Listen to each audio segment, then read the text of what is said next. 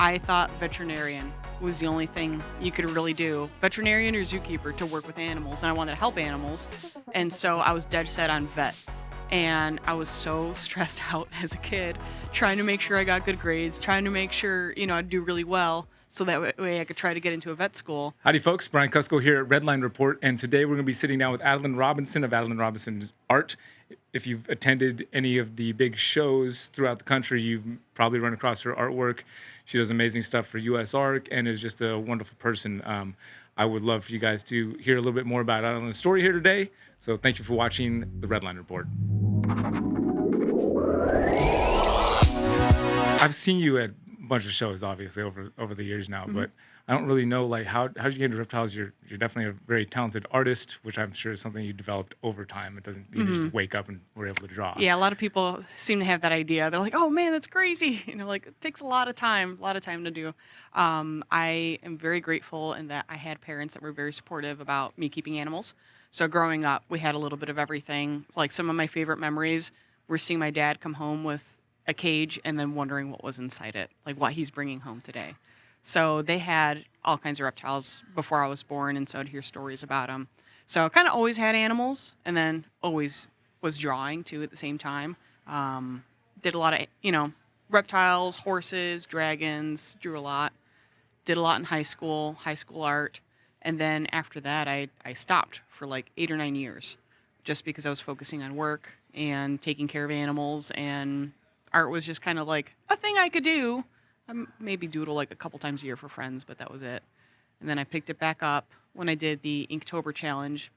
Actually, I think I did it in 2018, and then that was it. And then when I did it again in 2019, I started drawing more and posting online for people to see it. And it snowballed. I never saw it coming, honestly. I didn't even know you could do this for work. Wow. So when did you become, like, what year did you become a professional artist? So February of 2020 is when I went full-time. So I quit my job to pursue art full-time, and they ended up firing Chris the next day. So it worked out perfectly, truthfully. You decided to go full-time artist, and the next day Chris got fired? Yes, we were both working for the same company, and they were just not happy about it, I guess. But it worked out really well because then we both were able to dedicate our time towards building something from scratch that, it was a big learning curve. I initially was like, oh man, I'm going to get so much drawing done all day, every day. And that's the smallest percentage, really, of what we do is the actual drawing itself. There's so much prep work when it comes to finding references, figuring out what species to draw, prepping the reference photos, compiling a bunch of different references from places that you can. You don't want to steal anybody's images off the internet. So I always like to post and try to network with other breeders to find good photos. And then, photographing, cutting the images out, prints, stickers, ordering stuff. It was a lot more than I expected, but we've learned a lot in a very short amount of time, and it's been good. Yeah, a lot of logistics in there. Yeah, traveling to shows. So, but yeah, it's been definitely a wild ride, and it's really neat looking back at photos of like my first setups and first bringing my art to shows. And seeing how much we've grown. Yeah, that's awesome. So, I mean, you had some pieces. I think US Art auctions, like, really, Todd Goodman, and like, get some of your pieces go for an incredible amount and bring in a lot for US Art. That's pretty awesome. You guys are obviously very tied in. When did you start coming to shows, or did you start drawing reptiles right from the beginning? That was like the first thing you started drawing when you moved into professional, or like? Professionally, yes. Yes. So I have actually been coming to shows since 2011. So my first show was Tinley Park in 2011. So that was really eye-opening. I had always kept animals and had friends that had animals. And I actually, throughout high school, a friend of mine, she was like, you need to come out to the Tinley show. You need to come out. And I'm like, oh yeah, like maybe someday I'll make it out there. And when I finally did, I was like, now I see why she speaks so highly of this show. It's incredible. So that was my introduction, which was kind of funny because And did you just attend it, or I attended it? You just didn't vend. You just came to attend. So that's the only show I've ever attended without vending. Is that first Tinley Park show. So pretty much after that, I got really hooked. I already had animals at that point, but you know how fast it is acquiring animals when you're really excited and you're getting new setups, and so I had a little bit of everything. I had a pretty varied collection. and was working at the Wildlife Discovery Center. So they would set up at Tinley. So I would help them at Tinley, and I would help, other vendors and whatnot work their tables. But I didn't start actually doing the artwork until 2020. So it was nice to have a lot of connections beforehand. And I think, truthfully, that's a big part of why we were able to grow in the art world, or I guess with the art business, is because I had met so many people over the years talking about animals, buying from breeders and networking and just chatting with people. So when they found out I was doing artwork, they were like, "Wait, really? You draw? Like, I want to see it." So it was nice to have that community built up. Yeah, no doubt. Hmm. So that's a smart way. I think anybody that's looking to get into this hobby or industry, like spending the time getting to know people, is Hmm. going to be huge. And coming to Oh, for and sure. attending shows, and not even just vending, but like just getting yourself in the Yeah. community. Yeah, just I feel like there's so many. When I first got in, there was, I almost feel like a little bit of a vibe I would get sometimes from other folks of like, "Oh man, like she's doing art, now I need to step my art up." And I guess there was like a little bit more competition in that sense of like when I first showed up doing artwork. But just by like meeting other artists and supporting each other and sharing each other's stuff, I feel like now all of the artists in the community have become really tight knit, where we all, refer people to each other, and it's become a really awesome, like tight knit little community within the community. But yeah, I mean, anybody that really wants to start their own business in, I guess, in this industry, it doesn't have to be art specifically or just as a creative or anything. It's just really good to meet people, get to know folks, make friends. I think that's a good mentality too, like having the idea of like building the community, and even though you have somebody working in the same field, instead of seeing them as competition, seeing them as like collaborators or Exactly. part Yeah. of, like, we're in this together, Yeah. and let's Inspire each other, help each other out and do that. Versus, I understand it can be very easy to get to the mindset of like there's only a limited amount of other resources out there, and like if I'm going to do this professionally and support myself, then Hmm. I need to like have as much control over those resources as possible. But that never ends up working out the way you would No, it think. doesn't. And there's something for everybody, especially in the creative community and, with reptiles as well. Some people like their specific animals, not really into the other stuff, and that's fine. Everybody has their preferences. And I definitely feel that, with the art community, everybody's got their different style. Everybody's got their different thing that they're into. And I'm always happy to like share the love. If someone's looking for something at my table and I don't have it, I'm like, "Hey, go check out this artist over there. They got some really cool stuff." And we all lift each other up. I know a lot of time when you're doing a USR piece, like you'll work on the piece that day, like the day of Yes. the auction, and then whatever you create, which is incredible. But like, how is your process for that? Do you think beforehand, or did you just like let it happen the day of, like, yeah, okay, I've got this piece, or like how much pre-planning goes into that? Usually, I don't know what I'm going to do until either the day before or the day of.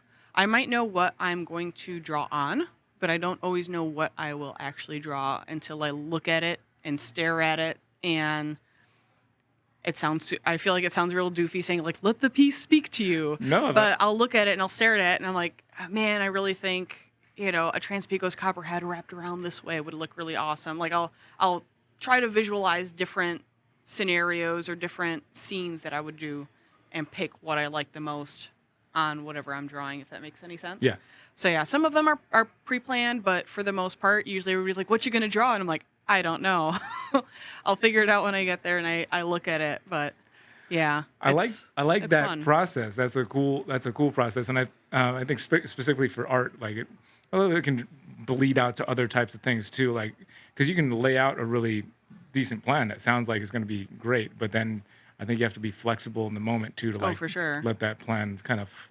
Otherwise, you might break your plan completely versus letting something beautiful come out of it. Yeah, and just working with it. 'Cause at the shows, like, there's so many variables. I usually have a general idea of what I can get done, but at the same time, like, I'm chatting with folks. I'm, having fun at the show. I only have, what is it, from 10 a.m. until 5 p.m. to be able to get this piece done from start to finish. So, usually I try to plan a piece that I know I can get done and then do extras, as opposed to plan something really elaborate that I can't physically finish in time. But yeah, it's good to have that flexibility. Flexibility. There was a couple shows ago I caught you at a Tinley, and you didn't know that I kind of like snuck a microphone on you a little bit, but you were working on a piece, and there was that young girl that came up to talk to you, and Yeah.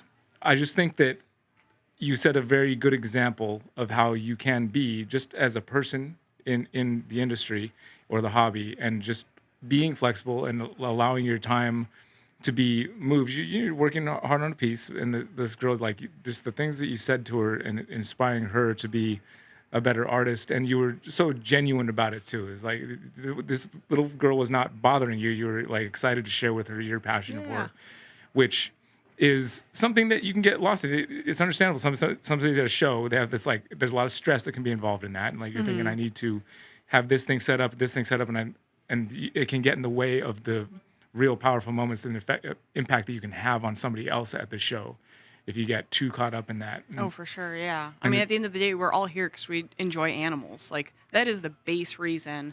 And I always try to remind myself that. And it's exciting. And I feel like it really comes out whenever I see younger people really pumped about getting into it. Because, like, for me growing up, I didn't grow up around shows. I didn't even know that was a thing that existed whatsoever. And I was talking with friends last night out herping. Like, I didn't know there was a word for that. I dreamt about going in the woods and finding animals and sharing that with people, and the fact that there's a community that has that, seeing kids come into it and get real excited, or not even just kids but adults that are, discovering this and having so much fun, and the joy that emanates from that like gets me excited again. yeah, It's that's nice to cool. see that. That's good. It's nice to you're a beautiful person in this industry. It's really cool to see just like what you produce and how you are. It's inspiring because I feel like everybody does have that potential within themselves, and Hmm. some folks are maybe squandering it with their own ideas of I don't know what it is. I would love to see so many people flourish in the way that you are and have been in this hobby and industry, because Well, it's a thank you. like digging into what it is that you have to offer. One of the things Hmm. we focus a lot in interviews here on this channel and for the recent past words, um, is like what you can do in this hobby industry, and you don't necessarily have to breed animals, which that has Hmm. been the majority of interviews on this channel over the past 5 or 6 years, is like talking to people who are in the specific business of breeding. Hmm. But there's so many other ways that you can be part of Oh, for sure. not just Yeah. a hobby but the professional side of the industry and not be an animal breeder. There's I It's an infinite amount of possibilities, really. As a kid, I thought veterinarian was the only thing you could really do. Veterinarian or zookeeper to work with animals, and I wanted to help animals. And so I was dead set on vet. And I was so stressed out as a kid, trying to make sure I got good grades, trying to make sure, I'd do really well so that way I could try to get into a vet school. And I think I had started working at a really awesome aquarium shop that everything there, it was kind of a specialty shop. Once I started working there, I realized there's so many different avenues to be able to help animals within, the whole animal industry. You don't have to just be a veterinarian. You can do so many different things. And with artwork, my goal, the whole reason I create it is because I'm inspired by them, and I'd like to try to help bring awareness, or at least an idea of, hey, this is an amazing animal that we share our planet with. Even if you're afraid of it, this piece of paper is not going to hurt you. You can look at it. You can get up real close and take a peek at it, and maybe that will inspire you to want to look into them further and learn more about what we share our planet with. People don't conserve what they don't know about. And so, with working with a bit of like wildlife education and conservation education, I just wanted to kind of have that same message, but with artwork. And it's neat because I'll have a lot of people come over to my table, usually kind of older generation folks, where they're like, oh man, I don't like snakes, but that artwork's pretty cool. And then that kind of sparks the conversation of, out of curiosity, why don't you like snakes, or what do you know about snakes? And then, that transforms into basically they're not this demonic, crazy animals people have ideas of in their heads. And once they see how pretty they are, they start to have a little bit of an appreciation and understanding. Speaking of that style of, like, you have your own particular style of how you draw animals, and Hmm. do you have any artists that like inspired you back in the day or Oh now? yeah. Yeah. Oh, for sure. Yeah. Tell Hicks is like one of my all-time favorite artists. His work is just amazing. The amount of attention to detail in each and every one of his pieces is like mind blowing. So I had the honor of watching a couple of his originals at our studio for a little while. We were transporting them, and I could just sit in front of them forever, just looking at all the details. It's really cool, really awesome work. Yeah, yeah. The detail is not, and I think that really lends to what you were saying about people being able to like get a look at them. Because if you draw like a kind of cartoonish, like there's definitely a place for all types of art. I Oh, think, for but I sure, think yeah, where your art definitely shines is that you can get really close and like see what an animal actually looks like in a very cool, non-threatening yeah, or not scary way, but also see those little details and be able to look like yeah. so closer than maybe a person would get in reality to the Oh, for animal. sure. And like me as well. There's so much cool details I didn't know about, even of animals I work with. When you see something in person, it's moving around, it's doing stuff. But when you sit down and you zoom in all the way, you notice these tiny little things that I may not have noticed before. And now after doing artwork of so many different species, I'm like, there's their design is just incredible. When you say animals you work with, do you mean specifically like drawing them, or do you do any breeding, or like? Yes. So I actually used to, like I said, I used to have a pretty decent sized collection. So I used to breed monitors, and I had, just a wide collection of different things. I had Amazon tree boas and emeralds and retics and boas and corn snakes, and was breeding ackies and had water monitors. I a little bit of everything. Um, did educational shows as well. And once I started full time with the artwork, I realized I'm traveling a lot, and I would like these animals to have the absolute best care and attention to, or I guess, and attention possible. So I downsized the collection. Thankfully, a lot of friends ended up taking them in, so the animals are all in awesome hands, and I'd get updates and stuff from them. But now we currently just keep tree monitors and breed gargoyle geckos, and keeping it slim, keeping it workable. Well, speaking of geckos and breeding, I know you guys just got some recently, which you hadn't bought animals in a while. Yeah, it's been over really like about 4 years since we've gotten any new animals. And then, yeah, on this trip, looks like we're going to be bringing some stuff home. And then Chris did recommend that we that you talk some smack about him. Any way you can connect, like getting new animals, and like he's out there right now, maybe buying more. I don't know. Yeah, like, yeah, that's fine. You do you. He specifically said as we're walking away, like make sure you talk some smack about me. Yeah. That doesn't seem like that would be in your wheelhouse of talking smack with people. Maybe that's different for your husband. I was going to say, I know you could probably dish it a lot better than I could. That's fair. That's why he's trying to like just talk a little bit of smack. That'll give me a little more leeway to talk my own Yeah. smack. It's just too funny. It's awesome. It was cool. I mean, that was so beautiful to see you guys like do your thing at the US ARC auction, and like it was kind of a testament to how big this is a part of your guys' lives. And Yeah, that we met at shows. We have grown our relationship as friends even before we were together at shows, and it was so nice to be surrounded by friends and family, and the community is essentially what we feel like is our family. We see everybody on the road at these shows, and it's fun when we all do circuits together and we're seeing each other in different states, and it's a really really special relationship. So it was really, really amazing of Brian and Bob to have us up there to do that. Because I was nervous when I asked them. I'm like, man, I don't know if that's something they'd be cool with, and they were so supportive. It was great. yeah, But yeah, it was nice to have everybody with us. yeah, that's awesome. Well, I think to be fair, I don't know that anybody could just ask for that. I think that you've put a lot of time and effort and have had a huge benefit for that. I mean, yeah, US ARC auctions in particular, like your pieces will bring in a huge amount sometimes for US ARC.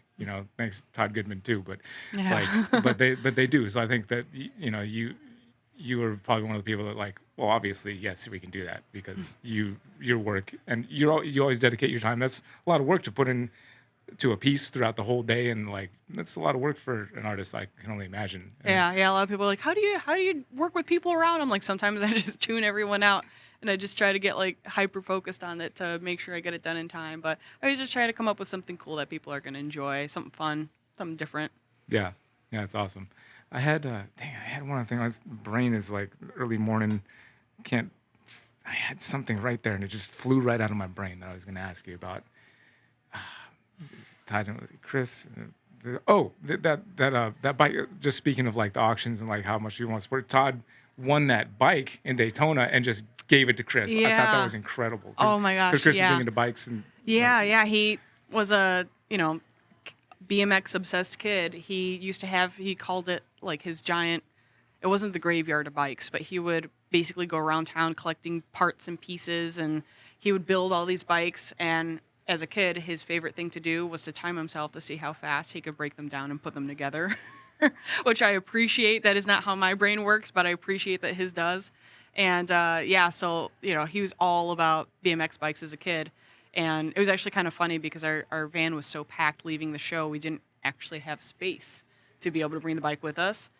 But sure enough, it came through. He knows how to take that thing apart. He took it all apart, wrapped it all up nicely, so we were able to fit it in the van and bring it home. The first thing he did, he's like, "I got to get in the studio and get that thing built." So yeah, that was incredible. I couldn't help it. I just started crying when that happened. Yeah, I would have. I mean, I felt emotional too, just because I checked out the bike beforehand. I was like, wow, that thing is so cool. Like, I appreciate a Yeah, bike too. And then when Todd won it for so much money, and then just gave it to that was just so kind. it's just the stuff like that that makes me like love being part of this community. Is like when people just do those things of total selflessness and kindness, and just like it's such a beautiful thing to witness. Yeah, Yeah. it definitely is. Um, is there anything? I know you gotta get back to your booth. Is there anything like that you'd like to share with the audience? Maybe anybody who hasn't known your art yet. Like, what is an inspiration, or where people can follow you, and anything that you want to say to folks before we wrap up? Oh, absolutely. So to check out my work, my website is adelinerobinsonart.com, and I'm actually trying to update my social media now. So I've got Facebook, Instagram, and we're just now learning about TikTok and YouTube. So forgive me, everyone. I am very much an old person when it comes to trying to learn that. But I think the biggest thing is I have a lot of people come over and they tell me that they used to love doing art, but they're not good at it. And I think a lot of people put pressure on themselves to perform well and to create a really good piece when the joy should be in creating it and learning and having fun with it and not setting that expectation. There's a lot of people that I think they have this big expectation of what they're going to create, but there's that process of learning how to get there. And it's very easy to get ahead of yourself and expect yourself to create something very high detailed or very elaborate when learning how to get there is really fun as well. And just keep trying. Awesome. Thanks, Eddie. Yeah, Great thanks for job, having sis. me. Yeah, absolutely. Wonderful. Yeah, This was good. fun. Yeah, you're good. That was perfect. Sweet. Thanks again for tuning in, guys. Make sure you go follow Addie on all her social media stuff, and check out all the latest pieces she's doing. Leave a comment down below for her and give her some extra support and the awesome things she's doing here in this hobby and community. And thank you guys for watching as always. We'll see you next week right back here on Redline Report with another awesome guest. Until then, y'all take care. Trying to figure out how to set up video at home with the studio. Now I've got a studio space to be able to work in and actually try to get decent videos out of. I've been trying to learn it. The lighting is the real key. Yeah. As I'm sure you know with art. Yeah. It's like It makes the recreating that biggest light. difference. Yeah. And these things are very, very movable, so you can just kind of put, as long as you're talking basically like right into the microphone, Right here. these will perform the best, yeah. And what are you doing? Hopefully you don't go too much of a rabbit hole of like, As the things we're learning video now, because Chris is a photographer by trade, yeah. and just trying to like learn new media and try to switch over. It's been, yeah, it's crazy when you start looking into it and just like over the surface of the water, looking in, seeing just the amount of vast like options. There is a bunch of stuff that you can do, but also like, I mean, the lighting is really the key. I mean, because cell phones are so good these days with stuff. If you just want to, depending on what your purpose is, like I set this standard where I need to have all these lights and different camera angles. It's not necessary to make good content. You really can just get away with a cell phone, and then the lighting. If you're Yeah, we just got set up with 3 GoPros, and then I don't remember the name of the doodad that you connect all the cameras to that switches angles throughout the video. But his brother's in IT, and he just brought a bunch of stuff over and started setting it up. And I'm like, oh my God, this is overwhelming. There's like so much to do.